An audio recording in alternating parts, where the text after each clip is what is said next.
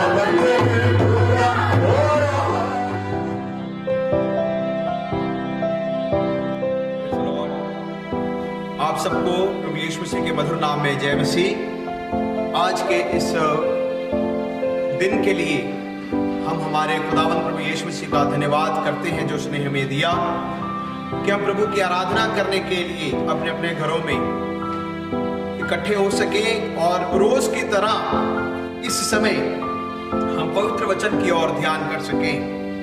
आज हम नीति वचन 15 अध्याय और उसका 3रा आयत को हम पढ़ेंगे। प्रोवर्ब्स चैप्टर 15 वर्स 3 कहोता 15 यहोवा की आंखें सब स्थानों में लगी रहती हैं, वह बुरे भले दोनों को देखती रहती हैं। लिखा है परमेश्वर की आंखें सब स्थानों में लगी रहती हैं। प्यारे अजीजों, हम कई बार ऐसा सोचते हैं कि जो कुछ भी हमारे जीवन में हो रहा है इसको शायद कोई नहीं देख रहा, शायद मैं ही देखता।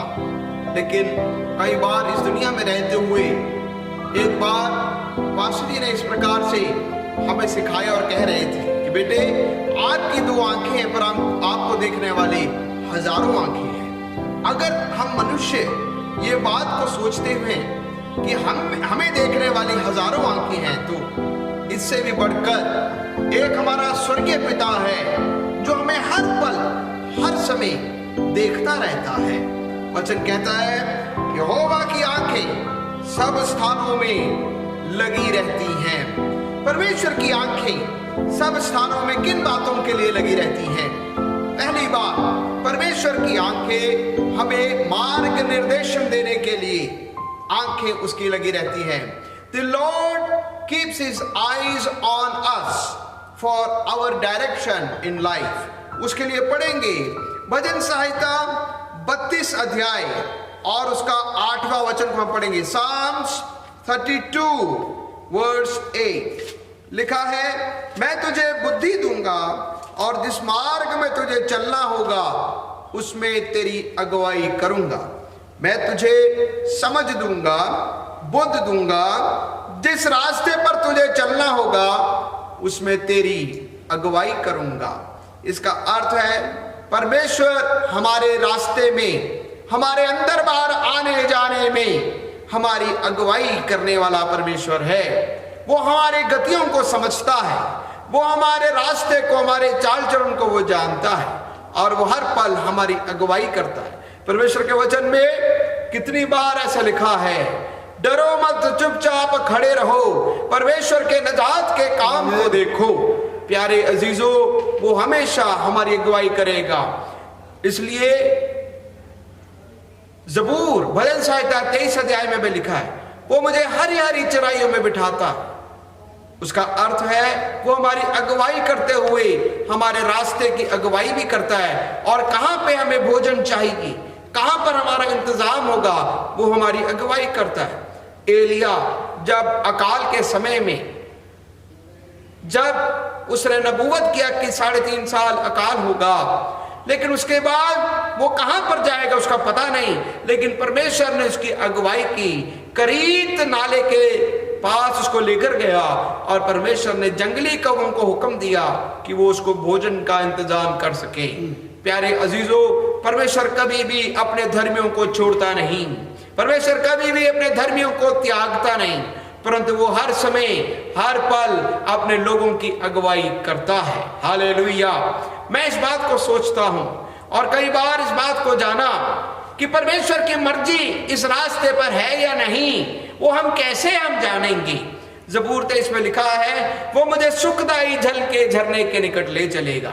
He shall lead me into the peaceful waters. उसका अर्थ क्या है? जिस रास्ते में उसकी मर्जी है, उस रास्ते पे हमें शांति और चैन मिलेगा।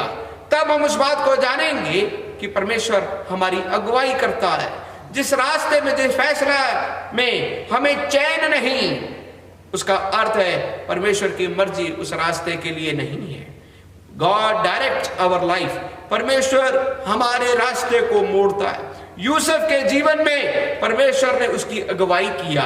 वो अलग अलग जगह से होकर गुजर रहा था, लेकिन परमेश्वर उसकी अगुवाई कर रहा था।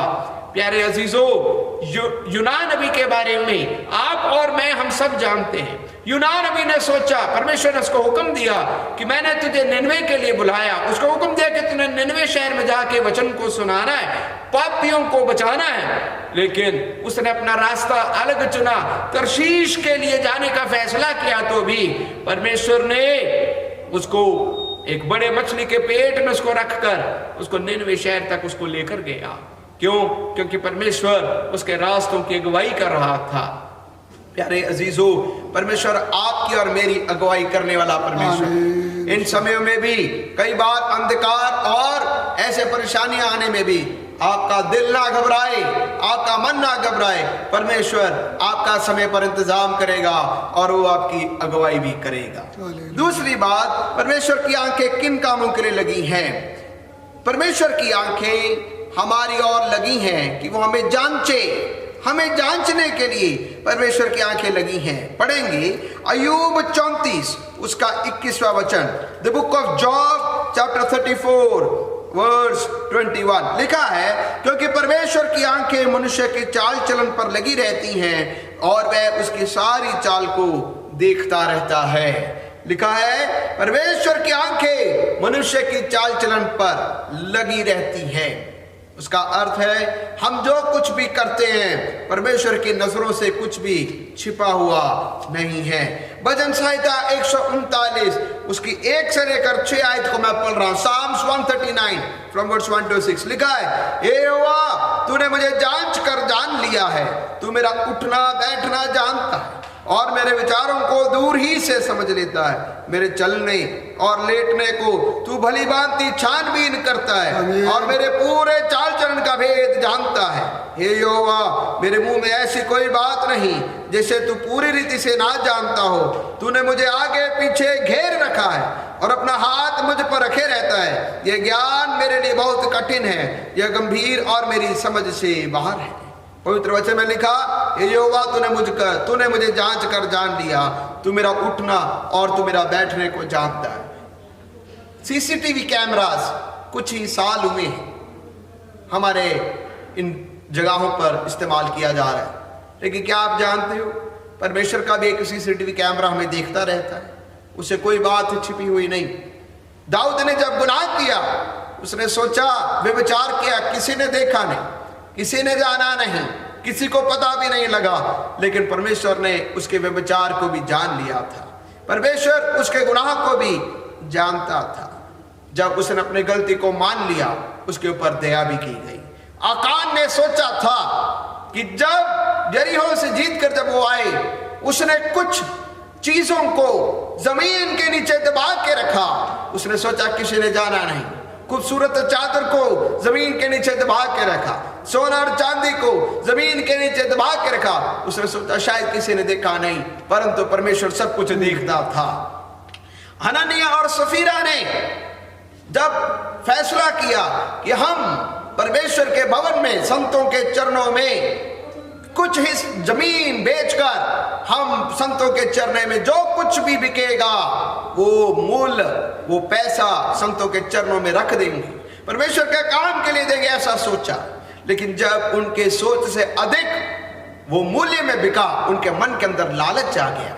जब मन के अंदर लालच आया, कुछ उन्होंने रखा, कुछ वो संतों के चरणों में जब रखने के लिए गए, पवित्र आत्मा ने उनके झूठ को पहचान लिया, उनके दिल की बातों को, उनके लेन देन की सारी बातों को वो जानता था। जब पतरस ने पूछा क्या इतने में ही बिका, उसने कहा जी हाँ। तो पतरस कहता तूने पवित्र आत्मा से क्यों झूठ बोला? इसका अर्थ था परमेश्वर उसको हर एक लेन देन, हर एक बातों को वो जांचता था। आज भी परमेश्वर आपके और मेरे गुप्त बातों को भी जांचता है। आपके और मेरे किसी भी पाप को वो जानता है, उसे कोई बात छिपी हुई नहीं है। दाऊद की तरह हो तो परमेश्वर के आगे इकरार करें, आकान की तरह चोरी की है तो उसके आगे क्षमा मांगे, और हननिया और सफीरा की मां ने पूरा समर्पण नहीं किया, उसके भी आगे क्षमा मांगे। प्यारे अजीज़े, ये हमेशा जांच के रखना, परमेश्वर की आंखें सदा आपके और मेरी ओर लगी रहती हैं ताकि वो मुझे और आपको जान सके। तीसरी बात, परमेश्वर की आंखें किन बातों की ओर लगी हैं? परमेश्वर की आंखें आपकर मेरी ओर लगी हैं ताकि वो हमें सिद्ध कर सके। आइए हम पढ़ेंगे पहला यूहन्ना 3 अध्याय और उसका 1 से लेकर 3 वचन तक पढ़ेंगे। पहला यूहन्ना 3 अध्याय 1 से 3 लिखा है, देखो पिता ने हमसे कैसा प्रेम किया कि हम परमेश्वर की संतान कहलाए और हम है भी, इस कारण संसार हमें नहीं जानता क्योंकि उसने उसे भी नहीं जाना। हे प्रिय, अब हम परमेश्वर की संतान हैं और अभी तक यह प्रकट नहीं हुआ कि हम क्या कुछ होंगे। इतना जानते हैं कि जब वह प्रकट होगा तो हम उसके समान होंगे क्योंकि उसको वैसा ही देखेंगे जैसा वह है। और जो कोई उसे ये आशा रखता है कि अपने आप को वैसा पवित्र करता है जैसा वह पवित्र है। यहाँ पर लिखा है वैसा वह पवित्र करता है वैसा वह पवित्र है। प्यारे जो परमेश्वर चाहता है कि हम सिद्ध बने, परमेश्वर चाहता है कि हम पवित्र बने।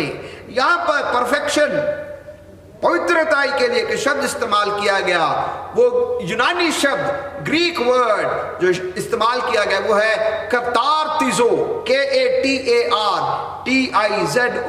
उसका अर्थ क्या है? उसके 3 अर्थ हैं, 4 अर्थ हैं। पहला उसका अर्थ है सिद्धताई का 4 अर्थ इस शब्द के अनुसार ये। पहला, जंग के मैदान में एक सिपाही को जिस प्रकार से अस्त्र और शस्त्र देके सिद्ध किया जाता है। दूसरा, एक जहाज को पानी में उतारने से पहले जैसे उसको सिद्ध किया जाता है, उसको कसा जाता है, उसके सब कुछ देखा जाता है। चौथा, जैसे टूटी हड्डी को जोड़ा जाता है उसको कहते हैं सिद्ध किया गया। चौथा, जब जाल मछली पकड़ने के जाल को जैसे और फट गया उसका रिपेयर किया जाता है उसको कहते हैं इन्होंने कतार्तिज़ो या इसको सिद्ध किया है। प्यारे अजीजों, आज पवित्र आत्मा आपको और मुझे सिद्ध करने के लिए, उसके बच्चों को सिद्ध करने के लिए कई अस्त्र और शस्त्र देता है ताकि हम इस युद्ध के मैदान में अपने आप को सिद्ध कर सकें। अगर हमारे जाल टूट गए उसको रिपेयर कर सकें। अगर हमारा जो जहाज पानी में उतारने से पहले अगर वो कसा नहीं है, अगर वो ठीक नहीं है, उसको मेंटेनेंस कर सकें। या अगर हमारा कोई हड्डी टूट गया उसको हम जोड़ सकें। आज परमेश्वर की आंखें हमें सिद्ध करने के लिए कैसे मदद करता है? अपने वचन के वसीले से हमें सिद्ध करता है।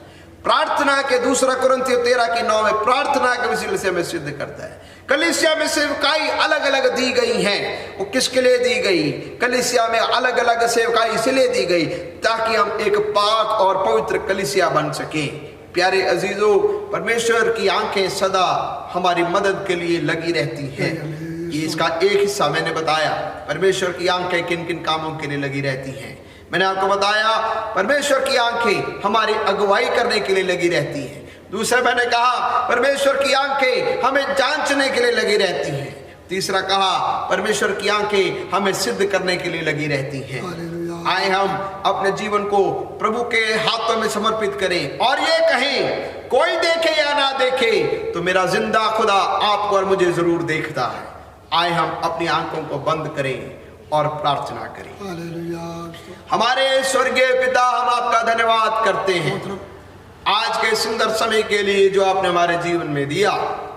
सचमुच खुदावंदा, हम इस दुख भरे संसार में रहते हुए हम ये बहुत बार सोचते हैं कि शायद मुझे कोई नहीं देख रहा, लेकिन हम इस बात के लिए जानते हैं कि आपकी आंखें धर्मियों की ओर लगी रहती हैं। आपकी आंखें धर्मियों की और उनकी प्रार्थना की ओर लगी रहती हैं कि उनकी मदद कर सके उसके लिए लगी रहती हैं। आपकी आंखें अपने धर्मियों को सिद्धताई की ओर लेके जाती हैं। आपकी आंखें धर्मियों को जांचने के लिए लगी रहती हैं। आमीन। प्यारे प्रभु, हम इसके लिए आपका लाख लाखों बार धन्यवाद करते हैं। प्रभु जी, मैं प्रार्थना करता हूँ इस समय जितने दुखी हैं, बीमार हैं, अपने घरों में बैठ के विचलित है, तो प्रभु आप उन्हें भी देखते हो। इस समय हम पासबान होते हुए उनके घरों में जा नहीं पाते, उनके लिए हाथ रख के प्रार्थना नहीं कर सकते हैं, तो भी हम इस बात को जानते हैं आप सब कुछ देखते हो। यीशु, तू अपने कृपा वाला हाथ बढ़ाए और इस समय अपने चंगाई के वचन को भेजे और उन्हें चंगा करे। तू सब कुछ करने की शक्ति रखता है। अपना अनुग्रह का, अपनी दया का हाथ बढ़ाना। धन्यवाद करते हैं, सारा आदर जलाल महिमा तुझे देते हुए विनती को सुने प्रभु यीशु मसीह के नाम से, आमीन। हमारा खुदा यीशु मसीह का अनुग्रह, खुदा बाप का प्रेम की शक्ति हम सबके साथ में सारे कलीसिया के साथ आज से लेकर अभी तक होते रहे, आमीन। Hallelujah, hallelujah, hallelujah, hallelujah, hallelujah, hallelujah. सबको जय मसीह जी। खुदा का पाक कलाम के द्वारा खुदा आप लोगों को बरकत दे। मैं विश्वास करता हूँ तुम खुश हो, तुम प्रभु में मजबूत हो, दृढ़ हो, चिंता रहित हो। परमेश्वर इस दिनों में उसके आगे आपके ऊपर लगे रहते हैं ताकि और जो कि आपकी सहायता करे, आपको छुटकारा दे, आपको जांचे और जो कि आपको शुद्ध करे। धन्यवाद करते हैं, परमेश्वर का हाथ आपके ऊपर रखे, उस आशीष देने वाला हाथ आपके ऊपर रखे, संभालने वाला हाथ आप लोगों के ऊपर रखे। और अगर आप लोगों में कोई बीमार लाचार है, खुदा आप लोगों को शिफा दे, कोई घबराना नहीं। और जो कि परमेश्वर आपके साथ है, हमारा प्रार्थना आप लोगों के साथ है। खुदा हर रीति से आपको शांतिमय जीवन दे, आशीष दे और जो कि बरकत दे। सबको जय मसीह।